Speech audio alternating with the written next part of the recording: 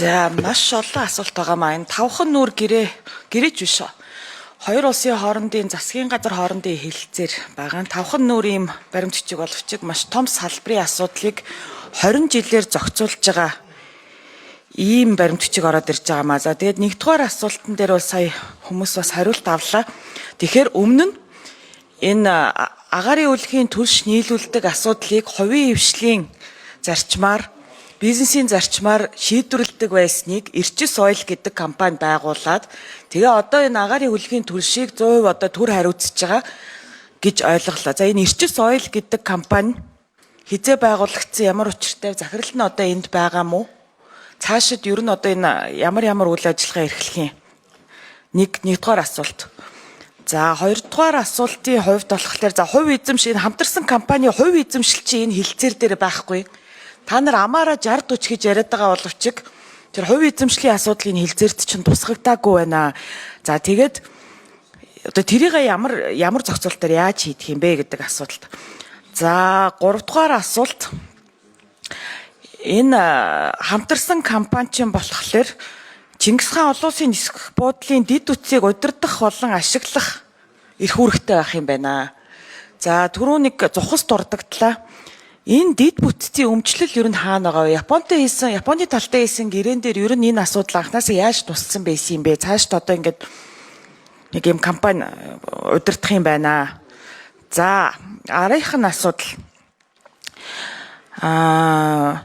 Чингис хаан нисэх буудалд агаарын хөлгийн төлш худалдах, үүнд нийлүүлэх, хадгалах, зэнэглэх, борлуулах, хүргэх, тээвэрлэх үйл ажиллагааг хамтарсан компани хийж гүйцэтгэнэ гэж байна. За тэгэхээр энэ хамтарсан компани чинь Эрчис Ойл Роснефтийн хамтарсан компани байна. Тэгэхээр Роснефть зөвхөн манайд бөөнөр бараа нийлүүлээ зогсохгүй, дотоодод бас нийлүүлэлт хийх, дотоодын одоо жижиглэнгийн худалдаанд оролцох эрхээ энэ агаарын хөлгийн төлш салбарт авчиж байгаа юм байна гэж ойлгож байгаа. Тэгээ бид нар мартааг байгаа шүү дээ. Одоо бас хэдэн онд ч лээ дээр жил Роснефть ерөөсөө энэ нөгөө бензиний зах зээлд ормоор 100 колон кентэргээл бас нэг бөө хилэн болсон. Тэгэхээр энэ агаарын хөлгийн төлш чинь бол хувийн хвшил явж байгаад ер нь энэ онцгой нөхцөл байдал юм байна, болохгүй юм байна гингүүтээ төрийн компани оролцож байгаа юм байна. За энэ төрийн компани Роснефтьтэй хамтарсан компани байгуулаад жижиглэнгийн зах зээл дээр хамтарсан үйл ажиллагаа явуулах юм байна. За 5 жилийн дараа та нар дахиж орж ирэнгүүтээ за одоо ер нь энэ нөгөө бензиний асуудал чинь бас болохоо байлаа гэд ингээд яачих гэсэн тийм болгоомжл бол яа харахгүй төрж байна. За энэ 4-р зүйлийн 5-р залт. Монголын тал хамтарсан компанийн үйл ажиллагаа нь Монгол улсын дотоодын зах зээл, газрын төсний бүтээгдэхүүнийг борлуулах үйл ажиллагааг зохицуулсан хууль тогтоомжийн дагуу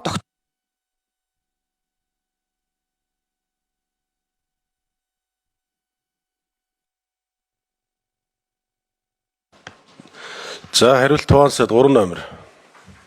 За жаргалан гишүүн асуултанд хариулъя.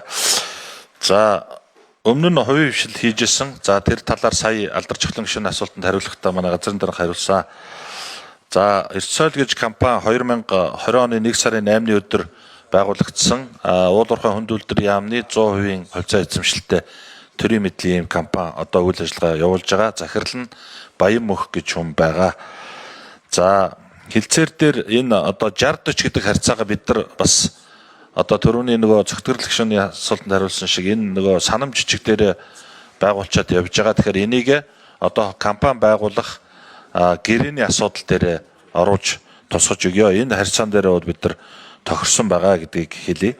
За Чингис хаан олон улсын нисэх онцны буудал бол менежментийн японочууд хийгээд явж байгаа. За мөн одоо энэ цэнэглэх төлшөөр хангах энэ асуудлаа төрөүний хэлсэн тэр одоо борлуулах, хангах, түгээх энэ цэнэглэх асуудлуудаа хариуцаад явж исэн боловч буцаад санал тавиад энийг бид нар хийж чадахгүй юм байна гэд Монголын одоо талд буцааж өгсөн. За энэс дараагаар тэр Мэрэгван гэдэг компани тендер шалгараад хийж хагаад болсон асуудал төр нь бол төлшний үнэтэй холбоотой нэлээд одоо марж гарч ирж байгаа учраас энэ асуудлаас болоод энэ Эрчис Ойл руу ингээд орчихсон. Тэгэхээр одоо бол Японы талд бол ямар нэгэн өмчлөлийн юм байхгүй. За энэ хамтарсан компани байгуулсан ч гэсэн Эрчис Ойлын мэдэлд одоогоор ирсэн байгаа. Энэ одоо дид үтцийн асуудал дээр бол ямар нэгэн хувь эзэмшихгүй гэдгийг бас хэлье.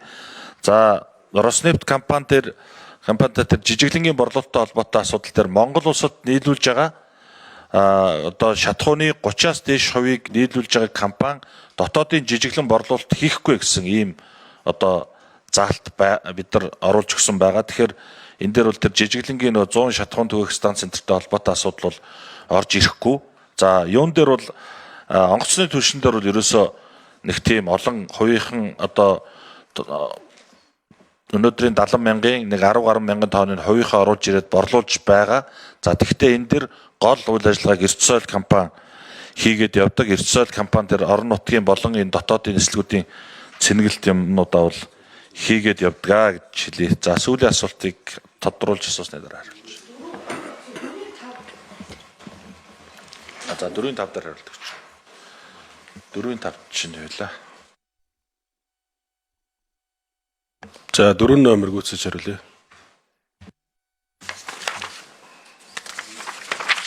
За Монгол улсад газрын төсний одоо бүтээгдэхүүний үйл ажиллагаа эрхэлж байгаа аж ахуй нэгжүүдэд газрын төсний бүтээгдэхүүний тухай хуулийн 7-2 заасны дагуу за 30-аас дээш хувийг дангаар нийлүүлж байгаа гадаадын хуулийн этгээд дотоодын зах зээл дээр хөөрийн хөрөнгө оруулалт бүхий хуулийн этгээд болон өөрийн харьяал хяналтад байдаг нэгжээрээ дамжуулан агаарын хөлгийн түлшнээс бусад бүтээгдэхүүнээ борлуулахыг хориглоно гэж заасан байдаг. За энэ дээр бол зөвхөн агаарын хөлгийн түлш нийлүүлэх тухай гэрээ гэж заагдсан. А бусдаар одоохондоо бол ямарваа нэгэн хязгаарлалт юм бол байхгүй байгаа. Энэ хилцээрийн гол санаа нь бол шинээр хязгаарлалт, тариф, квот тогтоогдвол үйлчлэхгүй гэдэг л тийм тогтворжуулалтын зүйл залтууд л орж өгсөн.